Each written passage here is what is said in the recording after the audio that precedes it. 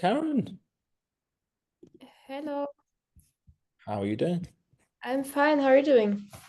Very good. Thriving. So, you joined one call, and this is the second one, yes?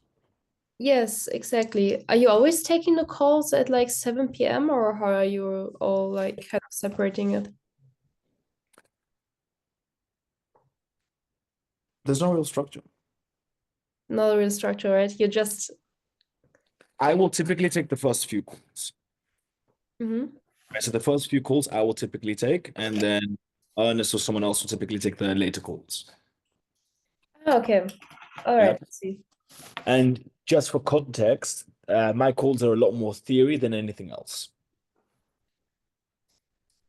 Okay, you mean in comparison to the others, like the others are doing more practical stuff. The theory is also practical. The others would be, as an example, a cold call review, like a sales call review. Ah, okay. All right. Yeah. Yeah, I'm just picking the times I'm available at, so this might be a little bit mixed up from day to day, but okay, good to know. That's the whole point. The good thing is that there's more than enough times for you to book in at a time that works for you. Exactly, yeah.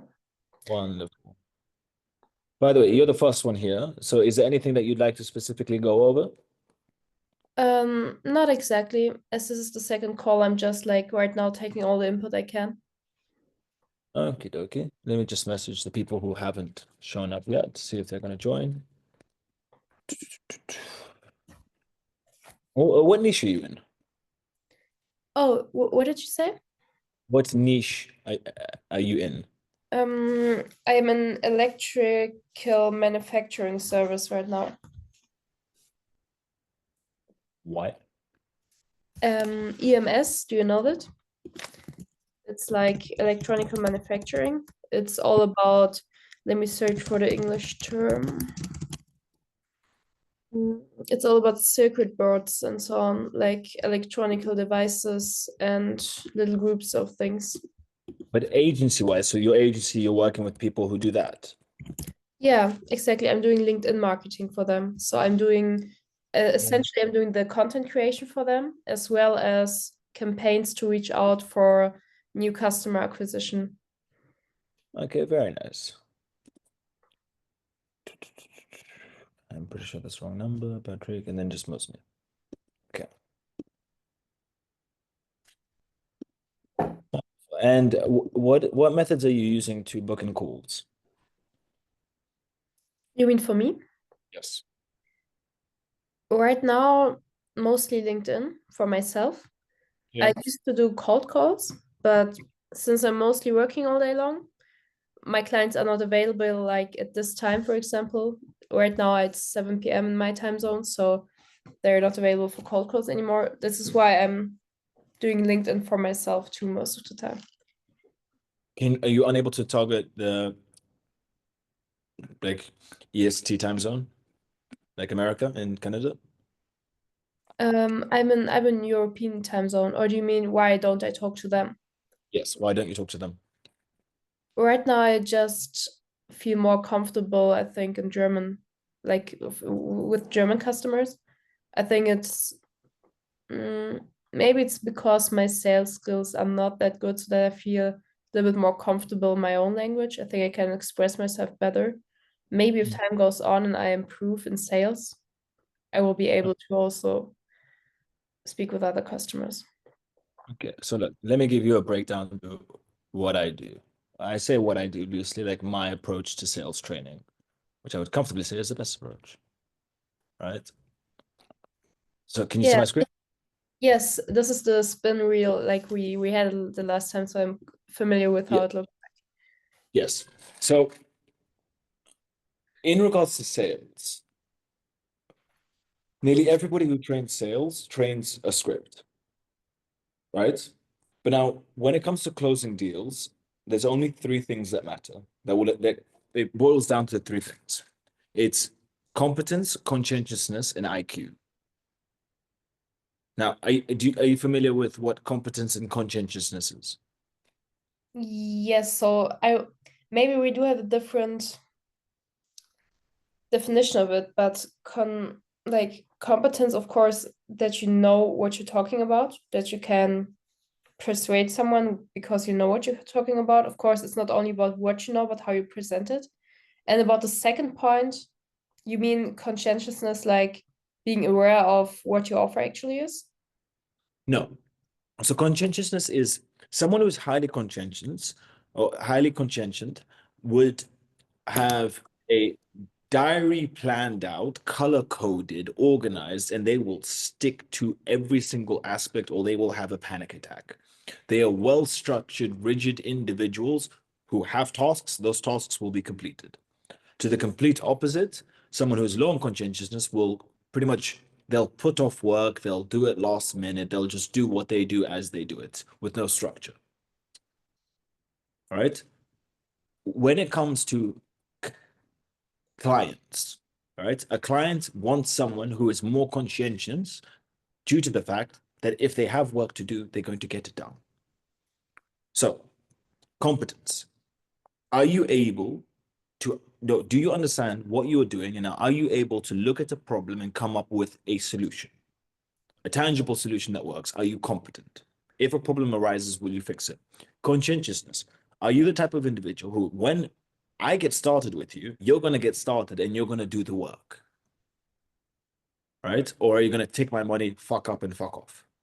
And then the last one is IQ. Are you intelligent? If you come across as you've got a low IQ, good luck ever getting a client, Okay. right? Those are the three things that matter. You have those three things, you will close deals, right? Now, in regards to my wonderful chart here, right? So I was thinking to myself, so this is way back when, and I'm good at sales, right? And I knew other guys who were very good at sales. So I'm like, okay, cool. None of us were taught the same ways, right? Like, cool. Some people joined programs, others didn't, but we're now all very good at sales. We all do the same things for different purposes, but we end up in the same result. So we'll take a different path to have the same conclusion at one specific part of the sales call. Does that make sense? It makes sense. Right. So reverse engineer that. What is everyone actually doing? Right? Like remove the script, remove the structure. What are we all doing the same way or the same things? What things are we doing on a call? And how can we put it into this is everything that we're doing, and everyone is doing the same thing differently. Does that make sense? It's like putting a label to what everyone's doing. Ah, you mean those methods? They are giving the framework. Yes. So these are the methods that everyone is using at a high level, right, to close deals. Does that make sense? Yeah. Whether they know it or not. Now, they're not using all of these. As an example, I lean on 8 of these a lot. So I will use 8 of these. Some of them I will barely use, right? But there are certain humanistic principles because all of these laws are to do with humans. It's all about how you show yourself and to the same extent, how you present yourself and how you want to be seen. Right. So I'll give an example of deflect. Let's use a few examples, right? Are you familiar with deflection? Yes, this is what you told us last time that, for example, you told us you were very good at it. I think it was that this one is if someone's asking you a question, you will do everything to give the impression that you are asking the question to the full satisfaction, but actually you're not answering it at all and you're giving no information about what you're actually saying. Yes. Most and another way to do that is like I did it on a phone call yesterday, like 3 times, and I was like teasing the person, like, look, I keep doing this to you, like, why'd you keep letting this happen? Right? Where you'll ask me a question, I will say some random words or get an understanding. I understand your question, and then ask you a question I know is more interesting to you. Right? Yeah. So I was on the phone with a lady, and then she asked me a question. I didn't want to answer it. I said, yeah, no, yeah, I get that. Just I was thinking about this today. If we were to travel together, where would you want to travel? And then she got really happy at the idea of us traveling together, Yeah. completely forgot the fucking question that I needed to answer. I did not want to answer. Yes. And then we just went in a completely different direction. Yes. That's very smart, actually. You know that people like to talk a lot about themselves, so it's There easy we to go. get around a question you don't want to answer. There we go. And Imagine how useful this is if you know how to do it on a sales call, right? Someone's questioning you about whether past experience or anything you don't want to answer. You give them a little bit, you redirect to something that is more of an appeal to them, and you just take them away. The further away you take them, the less likely they are to remember. Now, let's look at another one, right? Niche expertise, right? Okay. Niche. Okay, so ignore the spinning. Yes. Come on, give me. Come on, give me. Ooh, Socratic questioning is complex. We'll touch on it. Right. So let me just go into over here. Niche expertise. You see that one, yes? Mm-hmm. How long have you been working on your agency? I started last year, January, but this niche, I do have it since July. Cool. So can you put in the chat what is the name of your niche? Because I'm just going to show you one thing. An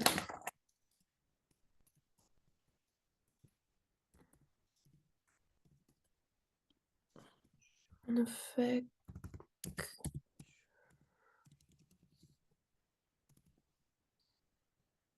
Oh, wait, autocorrector.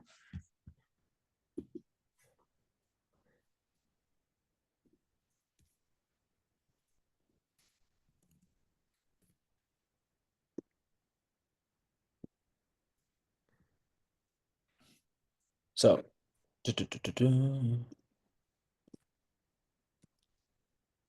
tell me everything I need to know about starting an EMS manufacturing business. Boom, boom, boom.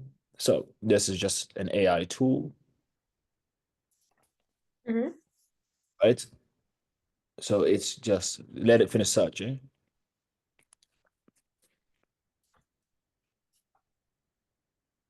Boom, boom, boom.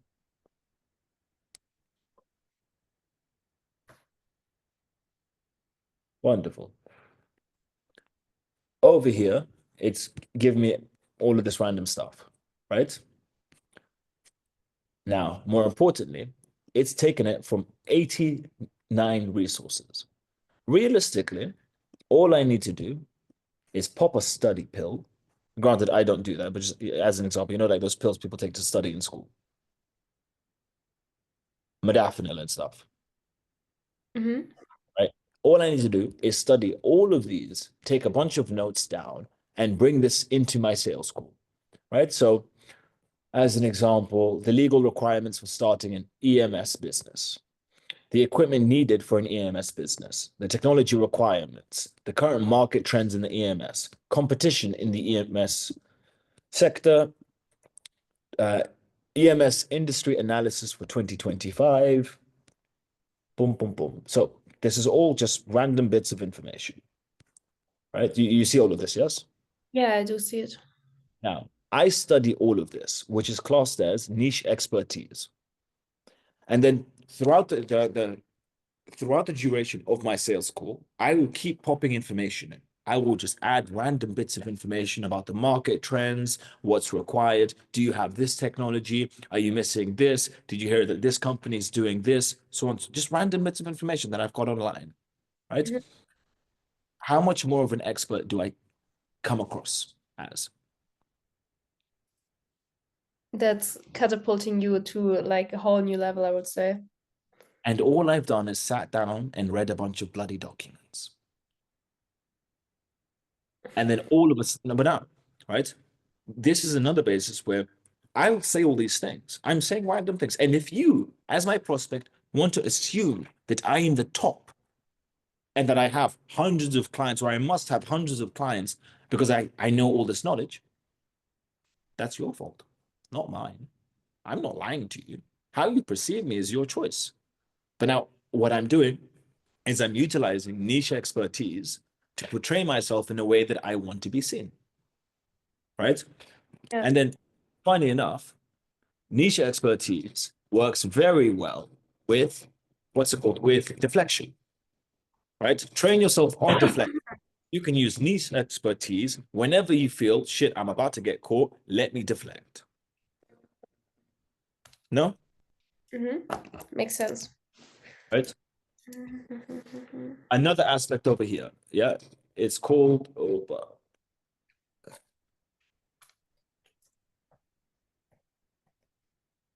tell me when you're back, solution selling, right? Everybody always messes up a presentation or their business because what they're doing is just saying a bunch of random services that they have. But what they need to be doing is not even selling the results. They need to explain how each part of their process gets the client one step closer to the end result and why that happens. Mhm. So let's say there's 5 steps to my LinkedIn process. When it comes to the branding, we're going to do branding. And this is going to do A, B, C, which gets you the result D. When it comes to the outreach, A, B, C gets to the result D. So each aspect is attached to, and how do I say this? It increases the chances and likelihood of a positive end result for the client. Mhm. Now, if there's any part of your presentation or your pitch that is not connected to that, not directly connected to increasing the likelihood of success, do not speak it. Do not utter it. It is not necessary, right?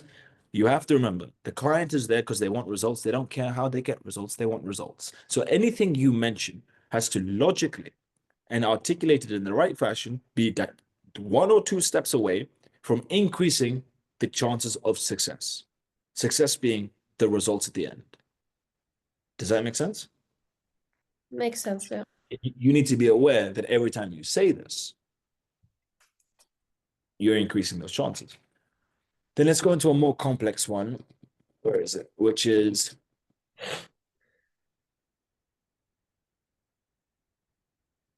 Socratic questioning. Are you familiar with what Socratic questioning is? Not at all, yeah. No. So it's very complicated. I just, as a ideology, right, or as a method or way of looking at stuff, and utilizing it is complicated. A good example is, I'll ask you the question, Karen, is murder bad? If I kill somebody, is that a bad thing? I would say it is. Wonderful. What if I'm defending my unborn child and pregnant wife from a thief? Then you're a hero, probably. There we go. That is Socratic questioning, right? Done very simply, right? I'll give a better example. If I am a leader in a battle and we're in war, and then I tell all of my troops, because we're losing, run away, run away, run away, and we retreat. To the eyes of everybody, I am a coward, correct? Mhm. But what if I did that because I got information that we're about to get more weapons? We retreated, got the more weapons, came back stronger, and then won the war. Am I a coward? Not anymore. So Socratic questioning is changing the ideology or the way that someone thinks. Yes? Because you may say murderers are bad, but now I need to get your brain to understand that murderers are not bad. Certain type of murder is bad, but let's remove the idea that murderers are bad. Right? A way that this can be utilized or how you would utilize it. Someone says LinkedIn doesn't work. Now, that's not very good for you, right? If a prospect says to you, LinkedIn doesn't work. So Mm. we need Socratic questioning. Why doesn't it work? Let's go deeper and deeper and deeper into why you believe Socratic question, why you believe LinkedIn doesn't work. Wonderful. We've gone full round. Would you agree if, let's say they give us like five layers of why, and we say, if we add these 2 variables, this one over here that you were missing, and this part over here that you were missing, would LinkedIn work? Their response is now, yes, LinkedIn would work if I had those things in order. So then let me ask you again, do you believe that LinkedIn works? And then they'll say, well, yes, if you know what you're doing, LinkedIn does work, which is their way of saying, I didn't know what I was doing. Now opening up the opportunity for LinkedIn to be a service that can be offered. Okay. Right. And now I'm going to link this back to what we were discussing in the beginning, right? Which is, I, if you were to review me do that on a sales call, you'd be like, wow, what did he do? Yes. How did he do that? But then if you were to label it, I've just done Socratic questioning, or niche knowledge, or niche expertise, or deflection. These are just different laws that are applied on a sales call by people at a very high level of sales to allow them to close more deals. Right? So the typical frame on a sales is you start with your pitch, you go into this, you go into the presentation, then you objection handle and you close. That's what you're typically trained on. Right? But this is the training on like I don't want to call it human behavior, right? But it's much more along the lines of what do I need to do so that the prospect opposite me sees me as competent, conscientious, and with a good IQ, and that I'm able to do everything better than what they are able to do. Like, you get what I'm trying to say, I get it, yeah. right? But then this requires active thinking. And the good thing with reason why this is infinitely more better than any sales script training style is if I give you a script and it's really, really good, right? It's good for one specific circumstance with one type or a few types of prospects. These laws here, right? You use them in any type of sales, and it will work to your advantage. Make sense? Mm-hmm. And then, great example. Give me anybody who's really good at closing based off of a script and put them one-to-one versus me. They will never stand a chance because of everything that I do. Right? And now, one example. Let me just get my Miro up and just give you a different viewpoint on what I'm saying. So then we look deeper into the call, right? And now I'm going to explain to you higher level sales, right? So, right. Now you're familiar with this framework of sales, right? I'm going to say it simply, and David, listen as well. So we have the discovery, which is finding out more about them. Why aren't they doing what they need to be doing? The presentation and objection handling. You're familiar with all of this. Then you go for the close, right? Yeah. High level sales. So me myself, I never follow this framework. I never do, right? But I train people on this framework. So then my question to you is, and to you, David, if you can figure it out, why do I not follow this framework? Because the objections will maybe come earlier. You have to, Nope. you want to close at any time. I do, but not connected. So I'll give you the answer, right? Because I understand why, right? So we do all of this, but people don't ask, why do we do all of this? There is a discovery aspect. Why do we do discovery? Like, and how deep can we go into discovery? Why do we do negative rapport, also known as why haven't they done this shit before? Like, what's wrong with them? Why do we show them our presentation? Why do we do objection handling? What is the whole purpose of all of this? Right? And I'll use an example to the past session. Yes. So we were looking into the first three questions that you ask a prospect on a call. And look how much detail we had on just three questions. Mm-hmm. Yes, on everything that makes, like, you got to the point where we're discussing how these three questions will allow you to categorize your prospect into this type of archetype based on this, based on that, so on and so forth. When you have that level of understanding on sales, because you're actually looking at what is actually happening, you don't need any of this because you'll understand I need to get 30 points, right? When I say points, I need to tick 30 boxes. 30 boxes will get me the close, right?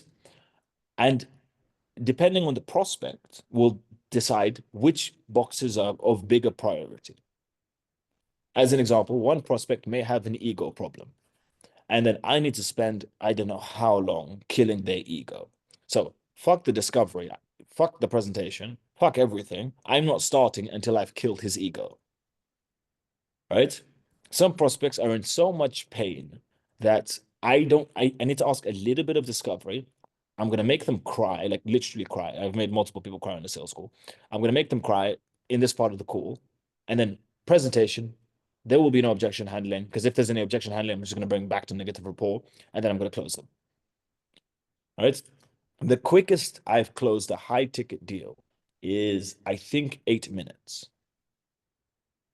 Yes. So a guy joined the call, took 8 minutes. He paid me multiple thousands, and that was the end of the call. He had no expectation that he was going to like release money that quickly, right?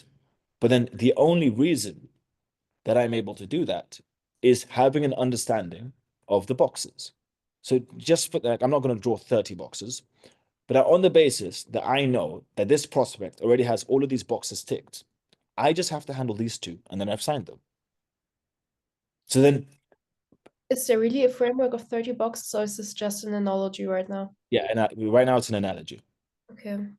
Realistically, realistically, there'll be about what 300 boxes that could apply to prospects. And then depending on whether or not they do apply or don't apply, you need to handle it. All Yeah. right. But then once you've had enough experience on sales calls, in the beginning, this will help you guide you along a sales call. It'll get you from the start till the end. But then after a while, this will hinder you when it comes to closing deals because you're now following a rigid line which may not be best optimized for the close. Does that make sense? Yeah. Yes. So I believe that is a good little intro to understanding my sales. So like when you join my training, what to expect for both of you. Yeah, I think so too. Thank you. Now, what questions do you have, either one of you, based on this, if anything? What would you like? I've had the situation you coming on a call, let it be a cold call or something else, and people directly saying, like, I don't need this. Like, especially in cold calls, like directly being, okay, I don't need this. I don't know if this is like an ego problem or something, like they're just annoyed by cold calls. How do you handle that? So the maths is very simple. The person who is best at cold calling is the person who dials the most numbers. Like that's just a fact. The person who dials the most numbers will get the most amount of bookings. It doesn't matter about conversion rates, right? Because realistically, those that have very good conversion rates, what they'll do is they'll book 10 appointments, let's say, as an example, and then they'll stop. But the person who's focused on numbers doesn't stop, right? So when it comes to optimizing for cold calling, it's just the more numbers you do, the better you will be. Yes. And in answer to your question, whenever someone says, I'm not interested, that's not for me, you hang up and you call the next person. Right? Let's say, Karen, let's say I work with Black people exclusively. And then I'm calling you and I'm like, hi, I work with Black people exclusively. And then you say, I don't need it. And then I'm trying to convince you to come join me, but you're white. Mm. Why am I wasting my time? Right? What people don't get about outreach is outreach is simply going out into the market and finding those with a problem and providing them with a solution and closing them. It is not about going to the market and telling everybody that they have a problem and I have the solution, because many people don't have the problem, right? Mhm. So why am I going to spend time arguing with someone or objection handling or conversing and getting them onto the call when they don't really need it, to waste 45 minutes to 1 hour of my time for them to then tell me they don't really need it? Mhm. What I want is those that do need it to hop into a call with me so I can fix their problem. Okay, makes sense. Yes. And once you see it from that point of view, right? And another thing is you have to not get offended when people say no, right? The way the one easy way to do this, and I do this, or I would do this, or I did, right? As soon as someone's not interested, or I hear they're not interested, I play a game. Who's gonna hang up first? Right? So, as an example, I'm very confident with both of you. Someone says, not interested. Yes. Or they say, look, no, thank you. Da, da, da, da, da, da. You're going to listen to all of that shit. Right. And then you say, thank you anyway. Have a nice day. Right. You've just wasted 10 to 20 seconds of potential time to make fucking money. You have not picked up the phone to call them to have a nice little chit chat. You picked up the phone to book an appointment. The second that they are not going to book an appointment, you hang up and you call the next person. Right. There was this with my one I believe my favorite cold call that I can remember right now. Right. I'm calling this lady and she's just like, oh, I'm in the car. Just give me 1 second with the family. So she's driving. Right. And then I give my little introduction. She cuts me off and she says, look, let me tell you why I'm not going to work with you. I waited. I knew she was with family. I let her take her a good breath of air before she burst out to me saying, I hung up and just called the next person. Okay. Yes. That is the approach that you need. So if you are feeling emotionally stunted, you have to tell yourself, I don't give a fuck. And you do that by just hanging up when someone's not interested. And the funny thing is, you're going to end up booking more appointments because you're going to end up calling more people and you will have less of emotional connection to the outreach. You get my point? Yeah, I do get it. I think this is something I still struggle with. I don't like cold calling right now. So for me, it's pretty easy to say I don't like it. So I switch because I actually would have to, I don't know, if I'm not in a time when I should do this, but I think the most important point is that I think you will make time once you are emotionally detached from it because like Why are you emotionally attached to calling random people? Hey, bloody David, your bloody boyfriend isn't bloody invited to this bloody cool bloody pillock. Yeah. No, like we were having exams and he's sitting behind me. That's why. Sorry. Okay, good. Let him sit behind you. Yeah. Yeah. You have to look in the mirror and realize that the only reason that you give a shit is because it's connected to your outcome. If you were a cold caller, like working it as a job, you would just call people, you wouldn't give a fuck. yeah, Yes. You would do your dials, that's it. But because it's in your business, you now feel pressure because it's connected to the results of your business. But what you have to understand is you're just doing a job. So do your job. And the easy way, and one big thing with humans is as much as you want to tell yourself you're okay or you're happy or you're not bothered or that you're amazing when you're not, say it a million times, you will not believe it until your environment reaffirms it to you. And you can teach yourself stuff. So as an example, I'll give one example and then I'll connect it to cold calling, right? I used to have a problem with spending money on myself because I would say, oh, I don't deserve it. Other people deserve money. I don't. Like, yes, like big issue. And I thought to myself, let me fight this myself mentally. Didn't fucking do anything. Right. So I would go to dinner. I would pay for everybody. No issues. But then I'm looking at the cheapest stuff in the menu for me. Yes. I'm telling people, order what you want. Get that really good steak for you. Yeah, you do that. And then I'm getting the cheap stuff. Yes. It wasn't to save money, it's because I didn't believe I deserved it. So what I did, I was like, fuck it. Let me go test the theory. Let me go act in a way that I need to act to show myself.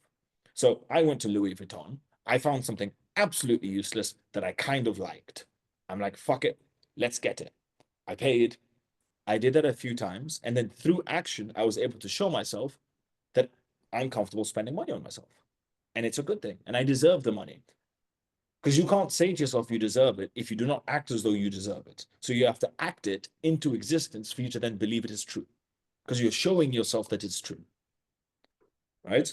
To the same extent, when it comes to cold calling, you can't listen to people saying no, or this, or that, or this, or that, and tell yourself that you don't care. Because you're caring enough to listen to their opinions. But if you don't care and you actually don't care and it doesn't bother you, you'll just fucking hang up and just call the next person. So what you need to do is hang up and call the next person and not give a shit. And then you can go through numbers all day long. Do you get my point? I do. Yeah, that It's, makes sense. Yeah. it's not about feeling or thinking or resonating with yourself or manifest. It's about doing. And through the doing, cool, then you manifest it because you've now created it. Okay. Yeah. Yeah. Any other questions specific to this? Or specific to what you're doing right now? Rudra, same with you?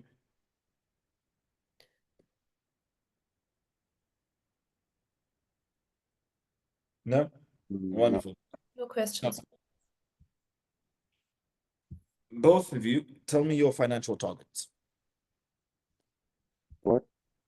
Your next financial target. Yeah.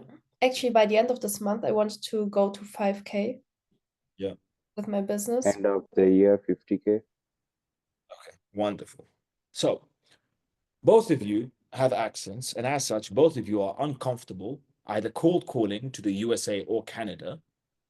Yes, because you'd rather do it in Germany or you're just not confident, correct? Yes. Yeah. Will that help you? Will this fear help you hit your targets? No. Why the fuck are you doing it? If statistically speaking, you do more outreach to countries where you'll have a lower conversion rate, but you'll still have a conversion rate. And fundamentally, so Rudra, you're not speaking too much. Karen's giving me more to work with. Yes, Karen, if you are taking calls in English and you start selling in English and you're also selling in German, are you now a better business person? A better Yeah. business? Yes? Yeah, I would think so, right? Because I'm selling in two languages. I'm being a better business person. So why the fuck aren't you doing it? So in my case, I do have a 9 to 5 job, so this is probably why I don't think I have the time for it. You literally do, because the end of your working day is the start of their working day. Yeah. Yeah, you're right, actually. Yes. I don't And have any excuses you want to say, and you're right. and how much more opportunity does that open you up to? How much now, another thing, yes? Fear and failure, no, not fear. Failure builds an entrepreneur, right? So there's multiple metrics for entrepreneurship. Two metrics that is very, very true is how much shit can you eat and how long can you eat shit for? It's those two metrics, right? When I say shit, I mean failure. So how much failure can you swallow and how long can you swallow failure for?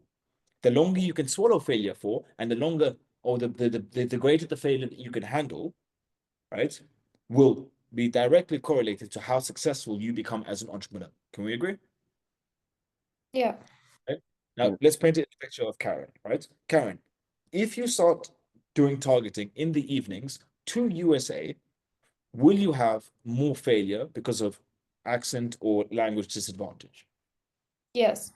Once you get over that failure and you're able to stomach it, right, and have the courage to do so, will you be way better than the version of you that doesn't do it? Yeah, of course. Then, which version are you, like, this is not going to sound nice. Are you pretending or are you lying to yourself when you say you're really trying to succeed? Because the Yeah, fact, probably some of it. if you really wanted to succeed, you would do everything you can in your power, even if there's a low chance of it working, to succeed. Correct? Yeah. So why aren't you doing it? Do you really care? Probably right now I feel comfortable with where I am, and I of course do have the target of 5,000 euros a month, which is probably I would be able to reach it within Germany. Probably I should set my target a little bit higher, and then I would feel more pressure to actually do it if I Fuck really your want that. do the work. As long as you look at targets, you won't hit your targets because targets are benign, they're arbitrary. For all you know, you close someone at 5K down. It means nothing. It's something that you've just put in your head to add pressure, which is not realistic. Or it doesn't, like all the pressure is self-imposed pressure, which doesn't exist. Yes. Mhm. So more specifically, is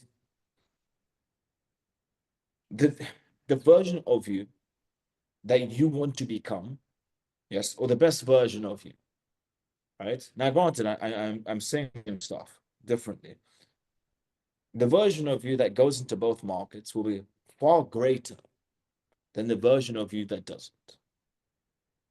So then, which version are you trying to become?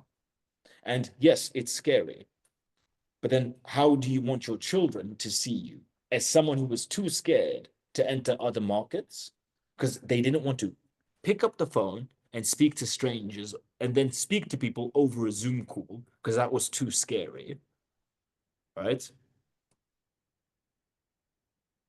You get my point? Yeah. Right? And then imagine the difference to the complete opposite when you say to people, I have German clients, American clients, and Canadian clients, and European clients. Because understand, by only doing, like, German is a relatively fucking useless language, only the fucking Germans speak it. Right? Now, granted, wonderful nation, you guys did wonderful things in the past. But as it stands, you guys didn't win the war, so only you guys speak German. Yes? And with that, you're limiting your chances of success to one country. You change it over to English, I promise you, you're going to eat shit. You're going to feel uncomfortable. You're not going to like it. You're going to stumble. You're going to feel at a disadvantage. But once you get over yourself, right, and you get better, how much more money have you opened yourself up to, right? Let's say, as an example, you go to Dubai or you go to America, so on and so forth, wherever in the world it's going to be. And in your head, you think, I do business as long as I'm speaking German. Because in your head, that's a lie that you've told yourself, that you're good at business in German. So anytime there's something in English, you're going to like, if it was German, right? But the fact is, whether it's like languages is a very simple thing. It's a sound that we make to identify something. So you're saying, I can only do business because I only know how to make these random sounds to identify these things. Mm-hmm. Karen, do you understand everything that I'm saying? I do.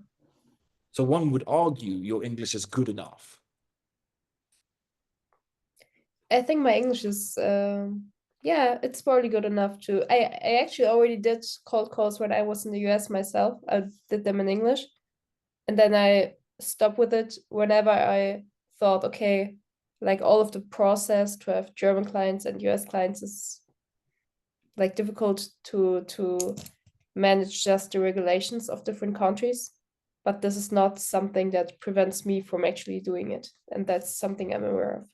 There's a twat right now going to Mars. Not only is he going to Mars, he's building home robots. He's doing this, like Elon Musk. Yes, how much shit is he doing? And you're telling me it's too complicated to manage the regulations between the two different countries. Do you believe yourself? No, like this is not the reason. Like as I told you, this is not something which is going to prevent me from doing it. Like this is not a solid reason. So it sounds like you're going to start targeting United States. Yes? I will. I'm not saying I will do it tomorrow, but I will. I will work That's on it. But recognize you're opening yourself up. It's not 8 more hours. The American time zone is a 12-hour window. Mm-hmm. Yes, because there's 4 hours difference between EST and PST. Yeah. So what that means is you've got the 8 hours plus the 4 hours on change. So you're giving yourself 12 more hours to succeed. And then my second point is now granted, I don't know the conversion zone. I'm honestly not familiar with your niche. Which market is bigger? North America or Germany? That's for sure North America, right? So what are you doing? Your English is more than good enough. Yes. Same with you, David, also known as Rudra, also known as fucking Patrick. Right? Yeah, like to be honest, I was not knowing that she's from Germany. Like I thought she's from US, according to Well, her look, English. I'm not gonna lie, Rudra, you're not a very like yes, thank you for making her feel better, but you're not a very good, like, how do I say this? No, like really. Judge of accent, we'll say. Yes. But look, it's no, you have to understand, it's got nothing to do with accent, it's to do with comprehension. Now, one simple fact, right? And this is another thing on laws, and this will be the last thing we touch on today. Yes. So the good thing with the laws is it's all theory based. So, as an example, Rudra has one of the worst accents when it comes to online sales, right? Like just categorically ranking, he's next to Nigerian. Yes, both of them compete at the bottom. So now I speak to Rudra, yes, with his accent, and let's say even with your accent, yes, Karen. I'm gonna think you don't know what you're talking about. You're not from my country. You're an immigrant. What the fuck do you know? Yes. So accents is attached to not familiar. Not familiar is attached to not competent. Yes. Not overall, but you're not competent in my market. Does that make sense? Mm-hmm. Right. And then I'll ask you, first one wins. Which one of these laws do I use to counter that? Niche expertise, right? There we go. So let's say Rudra is in, he's talking about, he's in real estate in America, right? All he has to know is all the market trends, the fluctuations, the targets, so on and so forth, so on and so forth.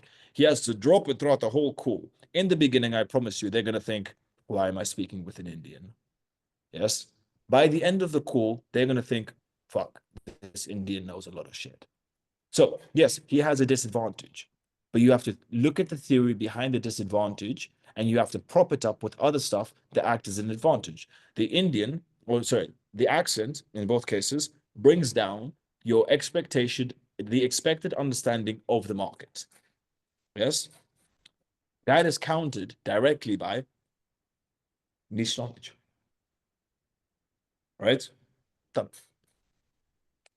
Articulation is also key. Vocabulary also will work with it. But then, yeah, all you have to do is counter it, and then you are back at advantage, if anything. So what I like to say, so Karen, I would say you need about 30 to 50% more niche knowledge than your competition. Yes. Rudra needs 100% more niche knowledge. Yeah. Right? Like it's nothing to do with him being worse or him being better. It's the accent and what's attached to the accent. So he has to work even harder on the niche knowledge in order to counter that. Yes, but by the end of the call, it's you have to understand from a human perspective, it's not justifiable for me to say, I know you know everything about the market, but because you're from India, I won't work with you. Because fuck, at the end of the day, if you know everything about my market and you come across as competent and you know what the fuck you're doing, I don't care where the fuck you're from, start working. Yes. I'll give an example. I was I was invited to some random people. They invited me to, they were talking about trusts, right? So this is in regards to opening trusts in Hong Kong, so on and so forth. Yes, yeah, so they own a trust or some shit. So I went there. There was a few other people invited. And then at one point, an Indian guy pops up. He starts speaking. Now in Dubai, there's not a good stereotype of Indians. Yes, it is typically they do the labor work, right? So Yeah. automatically, I had a judgment of that guy, which is natural human behavior. And I'm also slightly judgmental as a human. I enjoy it. He started talking about every single fucking aspect on trusts to the people who own the trusts. And I'm there like, fuck, like this motherfucker knows stuff. Yes. I then started speaking to him after. It's like, how the fuck do you know so much stuff? Yeah. Turns out he spent most of his career in banking. Yes. And if I was to say, do I want someone like that on my team? 100%. Yes, he's got an accent. I will definitely take the piss out of it. But motherfucker knows what he's talking about. Make sense? Yeah. That is a whole premise of looking into theory rather than practical.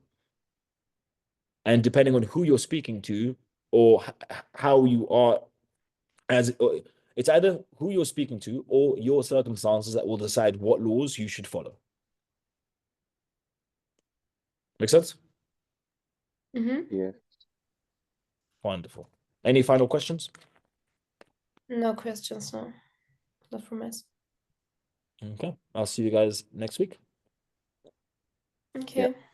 If you need me, message me. See you guys. Thank you. Bye bye. Thank you.